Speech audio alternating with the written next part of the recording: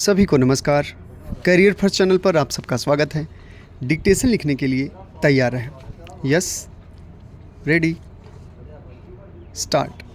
महोदय, हिंदी चिरकाल से ऐसी भाषा रही है जिसने शब्दों का उनके भिन्न देश अथवा भाषा में उद्गम होने के कारण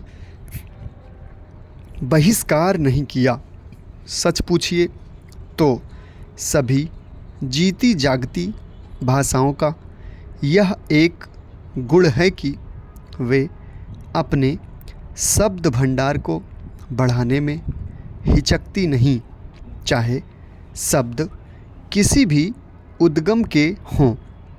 उन पर अन्य भाषाओं का प्रभाव पड़े बिना नहीं रह सकता, क्योंकि सभी जीती जागती भाषाओं में आदान प्रदान होता ही रहता है।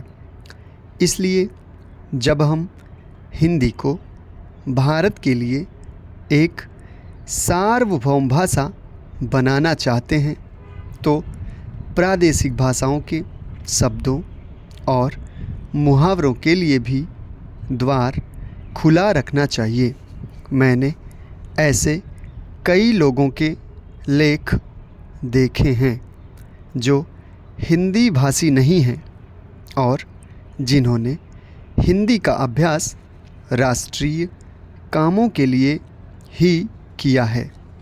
उनके लेखों में कुछ ऐसे शब्द और मुहावरे देखने में आए हैं जो अर्थ तो स्पष्ट कर देते हैं, पर आधुनिक हिंदी में प्रचलित नहीं हैं। अन्य भाषा भाषी ऐसे शब्दों और मुहावरों को अक्सर व्यवहार में लाया करेंगे और हम हिंदी भाषियों को उनका स्वागत करना चाहिए, न कि बहिष्कार।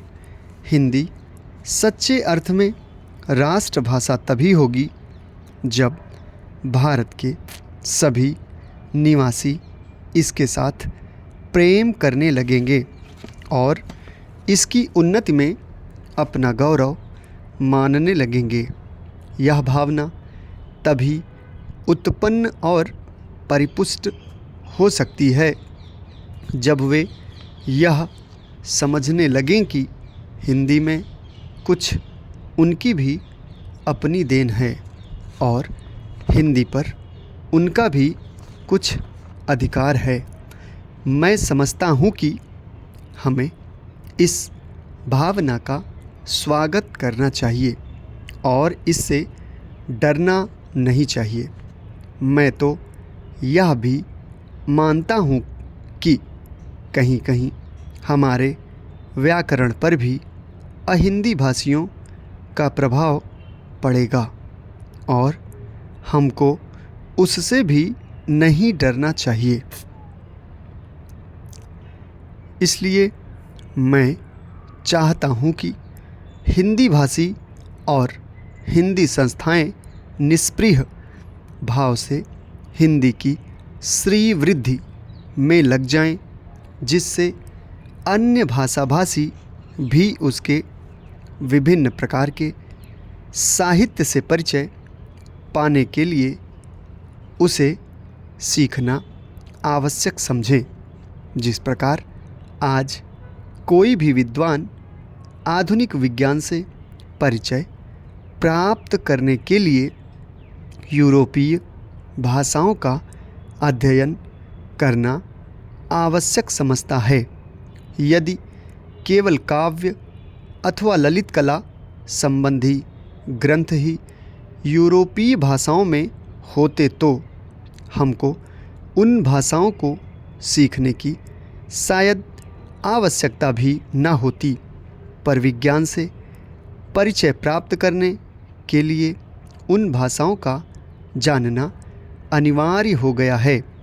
उसी प्रकार हिंदी भी इतनी समृद्ध होनी चाहिए कि आधुनिक विद्याओं को प्राप्त करने के लिए उसका जानना केवल पर्याप्त ही नहीं, आवश्यक भी हो जाए। तथा इस भाषा में मौलिक ग्रंथ भी लिखे जाएं, जिनको पढ़ने के लिए अहिंदी भाषियों के लिए हिंदी सीखना आवश्यक हो जाए।